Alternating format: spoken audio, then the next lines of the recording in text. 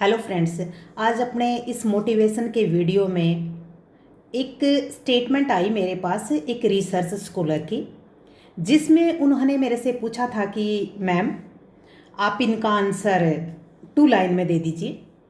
And उन्होंने किसी और से भी, क्योंकि रिसर्च स्कॉलर है, क्वेश्चनरीज पे काम करना पड़ता है, तो बहुत सारे क्वेश्चन उन्हें देने पड़ते हैं लोगों को, और जैसे ओपिनियन होते हैं उनको कंक्लूड करते हैं। अच्छा, अब स्टेटमेंट पे आते हूँ सीधे कि स्टेटमेंट क्या थी। उनकी स्टेटमेंट ये थी कि जो मैक्सिमम लोग होते हैं वो अपने सपनों के लिए नहीं जीते, लेकिन डर में जीते रहते हैं। ये बात कहीं ना कहीं सच है। हम स्वीकार नहीं कर पाते हैं, वो एक अलग बात होती है। और जो लोग 10% होंगे ऐसे जो उस डर में नहीं जीते, उनमें फियर नहीं होता, बस अपने सपनों के लिए जीते हैं। होता है ऐसा, मैं ये नहीं कहती कि लोग नहीं होते हैं, होता है ऐसा, लेकिन मैक्सिमम लोग, हम मैक्सिमम शब्द को यूज कर रहे हैं। अच्छा दोस्तों, जब भी अगर मैं एक कंपटीटर हूँ, मैं उस कंपटीटर के हिसाब से आपको बताती हूँ, फिर उसके बाद हम दूसरे पहलू पे चलेंगे। कि जैसे मैं एक कंपटीटर हूँ, मैंने एग्ज़ाम दिया, और एग्ज़ाम देने से प्रीलिमिनरी में बैठने से पहले मैं 4 बार सोचती हूँ, या कोई भी कंपटीटर ये सोचता है मैं फेल हो गया तो क्या जवाब दूंगा। तो यानी कि आप अपने सपने से ज़्यादा तो रिजल्ट की तरफ देख रहे हो ना, और वो डर, मैं पास नहीं कर पाया तो क्या होगा। यूपीएससी में इंटरव्यू देने के लिए कुछ लोग ऐसे होते हैं जो डर जाते हैं, इंटरव्यू देने नहीं जाते हैं कि मैं पास नहीं होऊंगा। ऐसा भी एक्सपीरियंस रहा है कि मेंस लिखने से पहले कि मैं मेंस नहीं देने जाऊंगा क्योंकि मेरी तैयारी नहीं है।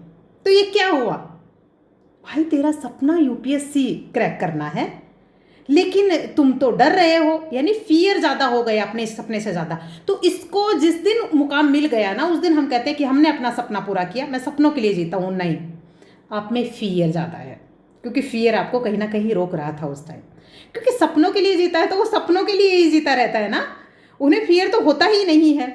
इसीलिए गाइस, किस किस चीज़ की वजह से हम अपने आप को रोक लेते हैं, कौन कौन सा ऐसा फियर है जो हमें रोक लेता है, और वो फियर हमारे मानसिक सिस्टम पर दबाव बना के रखता है, स्ट्रेस रखता है। हम ये करेंगे तो लोग क्या कहेंगे। मोस्ट इंपॉर्टेंट बीमारी ये तो घर कर गई है दिल और दिमाग में। दूसरी बात, टाइम पे अगर मैं 25 साल में कामयाब नहीं हुआ तो लोग पूछेंगे कि क्या कर रहे हो, बाप का ही खा रहे हो क्या। फिर उसके बाद आप यदि 2 साल तक किसी जॉब की तैयारी में लगे हुए हो, अब तक सिलेक्शन नहीं हुआ, अरे बहुत से आए हैं, उनका भी नहीं हुआ, उनका भी नहीं हुआ। अरे जिनका हो गया उनका एग्जाम्पल वो नहीं देंगे, तो वो डर आप में, आपका भी नहीं हुआ तो आप भी उसमें चले जाओगे। अरे कोई बात नहीं, आज के 4 साल बाद अगर हमारा सिलेक्शन नहीं हुआ तो क्या हुआ, कोई बड़ी बात नहीं है। लेकिन हमने जो 4 साल जो लगाए हैं ना अपने सपने के लिए, हम उस सपने के लिए सीखी हुई चीज़ों को कहीं और पे लगा देंगे। तो इसलिए हम अपने सपने के लिए जीते हैं। सपने का मतलब ये नहीं होता कि एग्जैक्ट रिजल्ट हो। सपने का मतलब वो तो नहीं होता है कभी कि मैथ में 2+2 आते हैं तो 4 हो जाते हैं। अरे उसको भी हम 2 और 2 आपस में ऐसे रखते हैं तो 22 भी हो जाते हैं ना उसमें। तो उसमें क्या है। तो इसी प्रकार से हम दो जब वर्ड को, हमारे जो नंबर्स होते हैं, मान ले हमारे 3 और 3 होते हैं, 3 और 3 को हम ऐड करते हैं तो 6 होंगे, सिंपल सी बात है। लेकिन उनको मल्टीपल करते हैं तो 9 होंगे, लेकिन साथ रखते हैं तो 33 होंगे। तो यार यही तो है, जब हम तैयारी करने निकले हैं तो हमारा ड्रीम है कि हम जो सीखें उसको ऐसा सीखें कि भविष्य में काम ले सके उसका। तो हम फेल कहाँ हुए ही नहीं, हम तो फेल। लेकिन हमने शब्द दे दिया कि हम बैंक के पेपर में बैठे, पास नहीं हुए, पोस्ट पे जाके नहीं बैठे तो हम फेल हो गए। नहीं नहीं नहीं, ऐसा नहीं होता है। वो सिर्फ माइंड सेट पे डिपेंड करता है।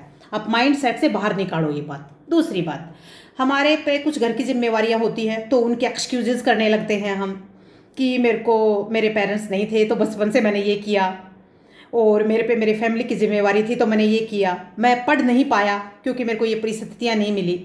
अरे यार, थोड़ा बहुत होता है 19-20, आपको यदि 22 में कामयाबी मिलती तो हो सकता है कि 28 में मिली है, कोई बात नहीं। 28 में मिलती तो आपको 38 में मिली है, डजेंट मैटर। लेकिन आपने अपने सपने के लिए खुद को आगे लेके आए हो, आप जिया है आपने उसको, प्रयास किया है उसके लिए, ठीक है। लेकिन आप क्यों नहीं बनते उनमें जो प्रयास करे, आगे बढ़े, और वो ही 3 वाला फार्मूला, कुछ ना कुछ तो रिजल्ट निकलेगा ही निकलेगा। जीरो तो कहीं नहीं हुआ ना, तो इसीलिए किसी चीज का जीरो हो ही कैसे सकता है, तो इसलिए फियर में क्यों जीते हैं। और एक्चुअल है वो स्टेटमेंट कहीं ना कहीं कि हम फियर में जीते ही हैं, क्योंकि हम तो अगर बोल दिया कि 3 और 3 क्या होता है, तो हम तो 6 ही सोचते हैं, ना तो 9 पे पहुंच पाते हैं, ना हम 33 पे पहुंच पाते हैं, ठीक है।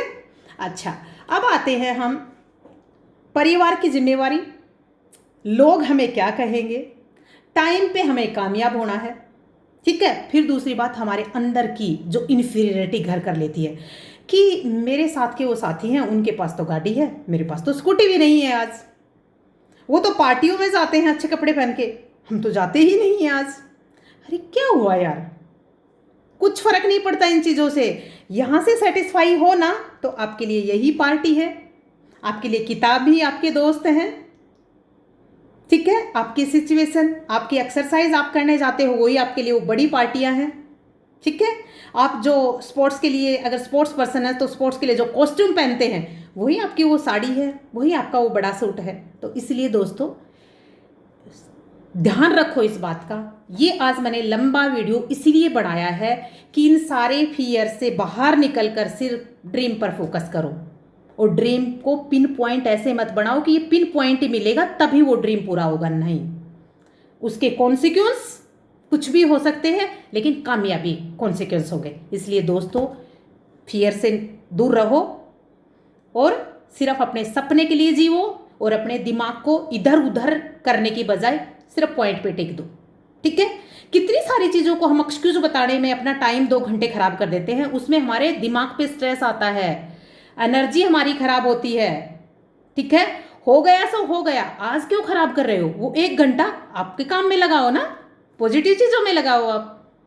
तो इसीलिए दोस्तों मेरा as a citizen, as a human being, चाहे मेरी रिक्वेस्ट लगा लो, और चाहे मेरा मतलब नज़रिया लगा लो, सोच लगा लो, कुछ भी लगा लो, अगर कोई मेरे वीडियो को देख के एक भी आदमी पे वो काम किया जो मैं चाहती हूँ कि पॉजिटिव हो और काम करे, तो मैं सच में ही खुद को एज ए इंसान सफल मानूंगी। और आई होप आपको पसंद आएगा, और आप कुछ चीज़ों से हो सकता है कि कंट्राडिक्ट भी हो, और कुछ चीज़ों के आप फेवर में भी हो, लेकिन please try to think only positive. Okay, thank you so much, bye for the day, for the whole life must be happy, and I hope will be happy. I wish always be happy. Thank you. Bye.